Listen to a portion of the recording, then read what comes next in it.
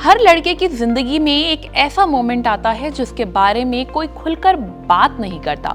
सुबह उठते ही कपड़े गीले दिखें तो सबसे पहला सवाल आता है कि आखिर ये हुआ क्या है।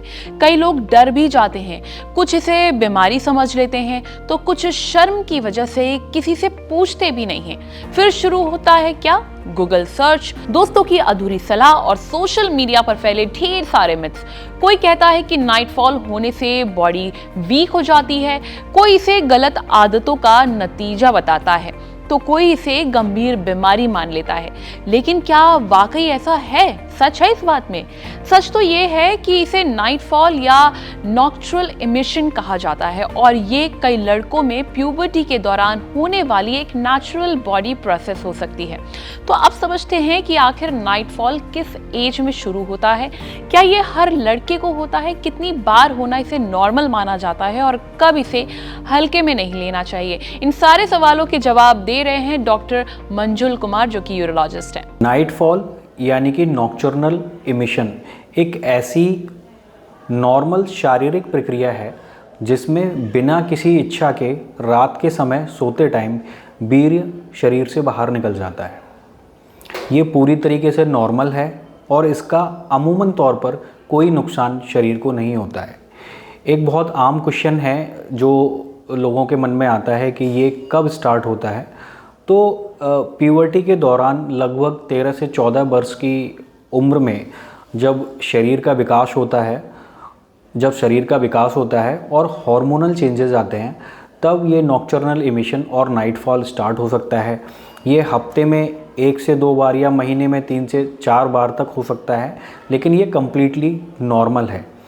दूसरा सवाल जो हमेशा लोगों के मन में रहता है कि इसके क्या दुष्प्रभाव होते हैं, तो इस वीडियो के माध्यम से मैं सबको ये अवेयर कराना चाहता हूँ कि नाइटफॉल या नॉक्टर्नल इमिशन पूरी तरीके से नॉर्मल सामान्य प्रक्रिया है।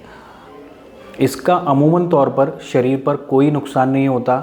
कई बार लोगों को लगता है कि शारीरिक रूप से कमजोरी आ सकती है, मांसपेशियों में कमजोरी आ सकती है या खून की कमी हो सकती है। ये सारी चीज़ें केवल मिथ हैं और मेडिकल साइंस में किसी भी लिटरेचर में इस तरीके का कोई भी सपोर्टिव एविडेंस नहीं मिलता है कि नाइटफॉल होने से ये सब समस्याएं हो सकती हैं। कम नॉलेज की वजह से या अज्ञानता के कारण से युवावस्था में कुछ लोग इसको बहुत ज़्यादा इस चीज़ का स्ट्रेस ले लेते हैं और अपना कॉन्फिडेंस लूज़ कर देते हैं। तो एक ये जो चीज़ है कॉन्फिडेंस और मेंटल स्ट्रेस वाली जो चीज़ है, वो इन पेशेंट्स में देखा जाता है कि लोग नाइटफॉल के जो पेशेंट्स होते हैं जिनमें नाइटफॉल काफ़ी फ्रिक्वेंटली होता है, तो वो थोड़ा मेंटली तौर पर थोड़ा सा परेशान रहते हैं और उनमें सेल्फ इस्टीम और कॉन्फिडेंस की कुछ कमी पाई जाती है। हालांकि शारीरिक रूप से नाइटफॉल एकदम नॉर्मल प्रक्रिया है। इसके अलावा अगला जो सवाल लोगों के मन में रहता है कि जिन पेशेंट्स में अगर नाइटफॉल हो रहा है तो क्या आगे उनके फर्टिलिटी स्टेटस पर कोई प्रॉब्लम आ सकती है या आगे वो संतान पैदा करने में कोई समस्या आ सकती है। तो इसका जवाब भी बिल्कुल ना है, क्योंकि जैसा कि मैंने पहले बताया, नाइटफॉल एकदम से शारीरिक प्रक्रिया है और ऐसे पेशेंट्स में आगे संतान पैदा करने में भी कोई समस्या नहीं आती है, बशर्ते उनके स्पर्म की क्वालिटी अच्छी हो, उन्हें वेरिकोसील की परेशानी ना हो। यानी कि इन शॉर्ट कहने का मतलब ये है कि नाइटफॉल में जो सीमन निकल रहा है वो सही क्वालिटी का अगर निकल रहा है, अगर पेशेंट में कोई और समस्या नहीं है, तो आगे संतान उत्पन्न करने में भी कोई भी समस्या नहीं आएगी।